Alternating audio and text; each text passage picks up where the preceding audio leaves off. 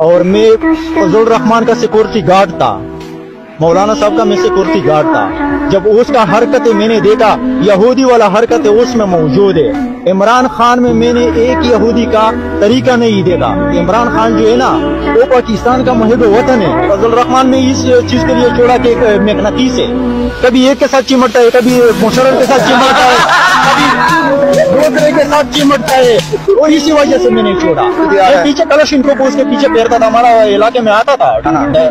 वीगो डाला में हम बैठता था और सही में मैगजीन लगाता था, गरनेट लगाता था, उसके पीछे हम बैठता था। हमारा भाई दे ऐसा नहीं कौन ये मारेगा। अभी पता चला कि कायद नहीं, गधा है गधा।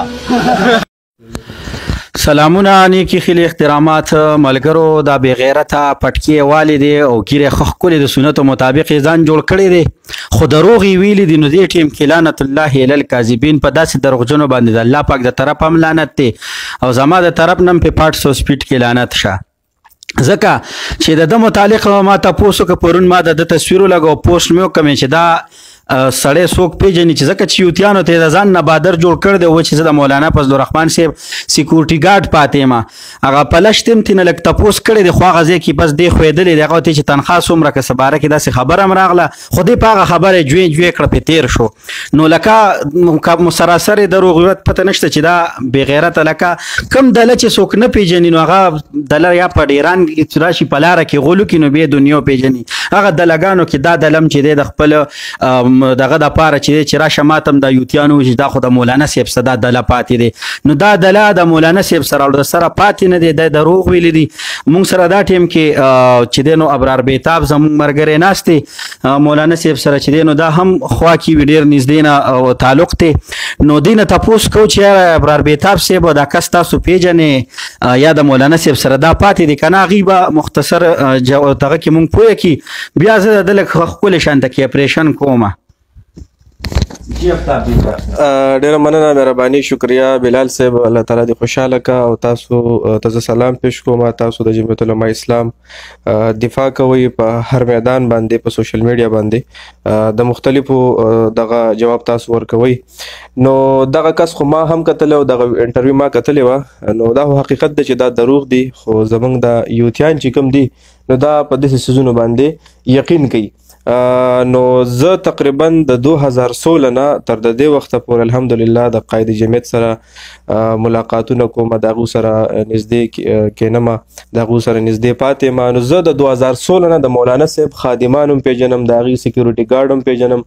د هغو ټول چې کوم نږدې خلک دي هغه زه پیژنم نو دغه سړی بالکل نه موږ لیدلی دی او نه موږ پیژنو دغه یو دروغجن او منافق انسان دی ډېره مهرباني دی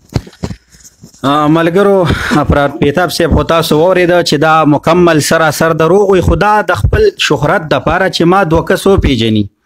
نو دې زم طلاق له زه د مفتو یو مشوره ورکوم چې هسې دې غټه غټه ګیره ده او چې ته د جمعې په ورځ په لاره کې غول وکړه نو ټول خلک به وایي چې مماتي غول کړي دي پوه شولې زم طلاقه نو ته راځې اوس چې دی نو د خپل شهرت دپاره خلکو ته وایي چې ګینه زه د مولانا سکیورټي ګارډ پاتې یم په تاسو اپلایم نه پاکوي بې غیرته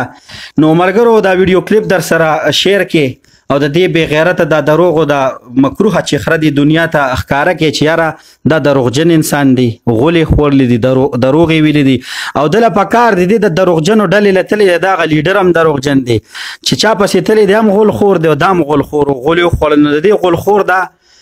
پیغام چې دی دا د جمعیت د کارکنانو ته چې دا پته ولګي چې دا دروغجن دی بار کیف جمعیت کارکنانو ته خو پته ده خو یوت یا پروپیګنډا پارټۍ والا چې کم دی چې هغه بې غیرتو ته هم دا پته ولګي چې موږ په داسې خلکو باندې په 185 سپیډ کې لعنت وایو او دا د سره زموږ تر لرې لرې نه څه تعلق شته دی نه څوک پیژني بس تاسو ورته خاندې راخاندې تاسو ته که چې ته کې ما دغلته کې خرم پټ کیو یا چې ته کباړي درغې یا